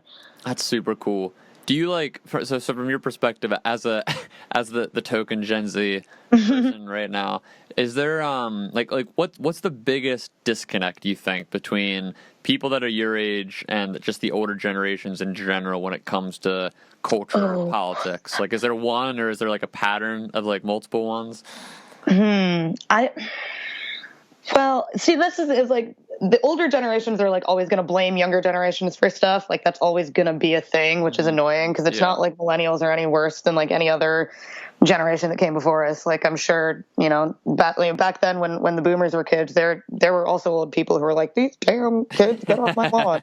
Like that happens regardless. Yep. I think the main, I guess, difference is like the rate of technological adaptation and how much technology has shaped like young people's lives and how like older people have kind of had to like hop on board because it's just created like a very different world experience. Like Uber is like the normalest thing in the world, but like, there were times when even, public transit's an issue anyway, but like there's so much that like we kind of take for granted in terms of technology that like they had to learn, that's really shaped our experiences with how we like approach the world. I firmly believe that like Google is always going to be like right next to me, so I don't necessarily need to memorize everything. Oh my God, like people's birthdays or like like phone numbers. There's so much stuff where it's like, like if you're a doctor, you probably need to know how to do surgery, but like, if I forget like a command in Excel or something, I can just Google it. Yeah. It's just there. So I think it's that, and then also just, the economic system that we live in, I mean, the whole we're never going to be able to afford a house thing, like that wasn't part of their mind at all. Yeah. And, like we kind of have that like they say millennials are getting married later and whatever. Like I think the expected life track, we don't necessarily ascribe to that as much for all of these different reasons, which then leads to like, different expectations of what you want like out of life and out of the other people around you when you're in those stages of life, which can sometimes make, those relations between like the older generation and the younger ones harder. But, there's some good old people out there who listen. Oh, absolutely. Which is, and I think that's all, the key to, all of this is just like listening to what other people say the problems are and believing them. Dude, it's amazing how many times you've read my mind in this podcast. It's so bizarre, actually. Like I'll ask you a question, you start to answer it, I'm like, that's exactly what I would have said. That's so weird. That's I'm glad to know that like someone else thinks these things. No, it's like super insightful, and it's so true, especially in terms of generational disconnects. I mean, man, I really, obviously the technological gap between generations is a massive problem, but there are also people that are adapting on all age categories. Like I know a lot of older people who have really done their homework and they try really hard to get into this stuff, and it's like in terms of all these different conversation topics, it really does suck because it kind of comes back to this nuance thing in a way, because you want to add nuance, like you want to say, to not generalize and not to categorize, but at a certain degree, you almost have to. Like, if I categorize old people not getting technology, or generalize that at least, it sounds disparaging to the old people that do get technology. But it's like it's very hard to be succinct and to say what I'm trying to say while being nuanced in that way. You know what I mean? It's like, well, it's like hashtag not all old people. Like I don't know like what to. It's like whenever people disparage like millennials for being entitled or whatever, like all the avocado toast jokes. Like I can't stand avocado toast jokes, but it's like I get it. Like I get that and the people making those comments, they also know that it's not every single young person out there. But like at some point you do have to, have a catch-all for a group of people.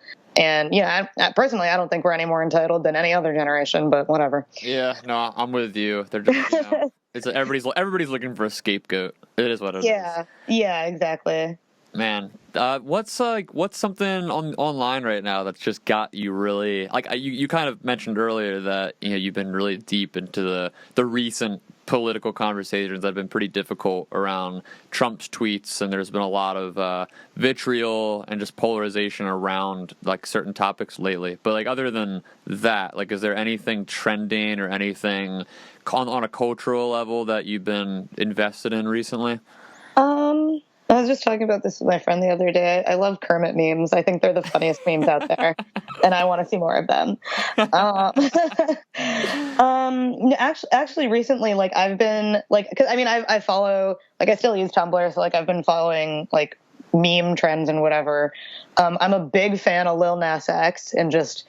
Oh my gosh! The personality that he has cultivated. Yeah, I think it's just, he's super cute. I think it's really fun and wholesome, and I definitely think that that's a positive sort of movement that I'm really into. I hope he releases Old Town Road remixes forever.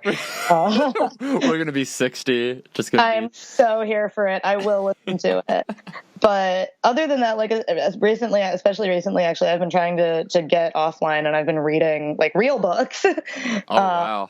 Yeah, I'm like I love real books, and I've now been realizing that there's like still many worlds that exist in real books that aren't online. And that's like, especially in the past couple of weeks when with like all the kind of racial politics that have been going on, it's nice to not have to look at what everyone is saying online and just like read a book. And too, when you read a book, you realize that there is a barrier to entry that it took that author to get to that point of like whether it's academic credentials or just the amount of research that went into it. Like, you're getting, even if it's like, it might not be something you agree with. Real. Yeah, like you're getting something that's there's like nuance. Yeah, exactly. Like versus just the hot takes of social media. Like it's It's like, because like I know that like I'm always gonna be like up to, at least for the foreseeable future, I'm gonna be up to date on like the memes and the trends and stuff like that, just because of who I am as a person. But like there's only so much of that you can handle before it's like, okay, I want to like actually read/learn something. Yeah. So, which is actually like, especially like when I'm at work and like it's like a slow social media day or whatever, I'll like text a friend and be like, what should I learn about? And they'll reply with something, and I'll just go on like a deep Wikipedia binge and like just kind of go for it for like a bunch of different random topics. That's like my internet thing to do, is like random Wikipedia binges. Oh my gosh, you're like a knowledge junkie. I just want to know everything. I consistently get existential about like how much history and culture there is that I'll never know about. I cannot handle that. Oh god, dude, the worst thing I ever do, I'll go on Amazon sometimes and just look up books from like famous authors or whatever, and I just like scroll through, and I have a one, it's not, I've only ever bought so many books from it because there's like 500 on it, but it's the one list of books that I keep. It's like a wish list or whatever, and it's so daunting when you go through just like the sheer amount of great works that have been written over like the centuries, and how in my mind I'm like, I gotta figure out how to absorb all this information, and it's just never gonna be out there. There's just so much out there. There's like just so much content out there to consume, and I want to consume it all. How do you even center yourself then? Like, do you do any like spiritual practices, or like how do you manage your day-to-day living as someone who's absorbing not just in the political realm, but just on social media? Like, you're just taking in so much information. Like, do you have any practices or anything?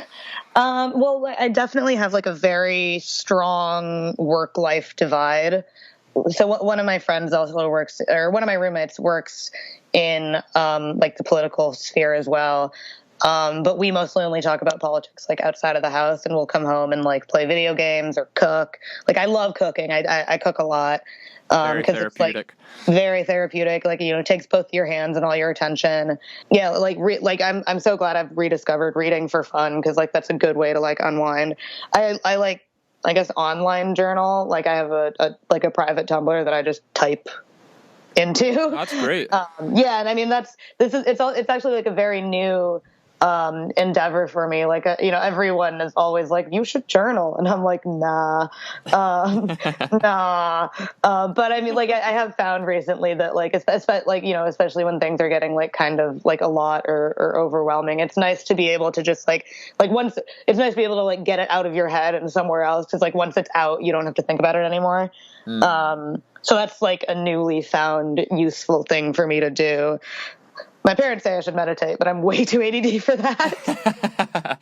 Dude, it is hard to meditate. Yeah, it takes practice. that's something that just maybe later in life.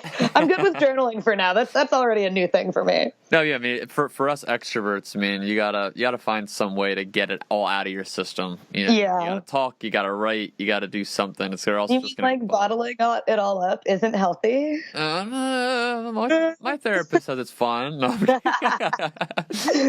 oh man, well, dude, this has been great, Angie. I really appreciate all this time and the insights you bring to these really complex topics. Thanks for having me on. Yeah, of course. Was there anything that you wanted to touch on that we didn't get to, or anything you wanted to? We talked about so many things. I know.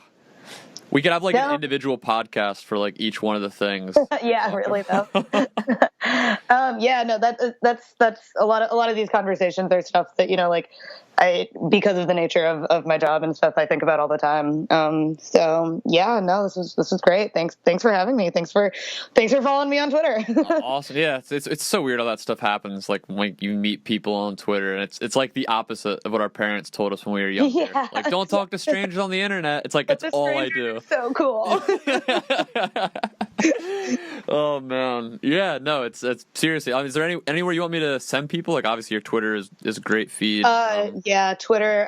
If you care about economics, which everyone should care about economics, follow the Peterson Institute at PIAE on Twitter.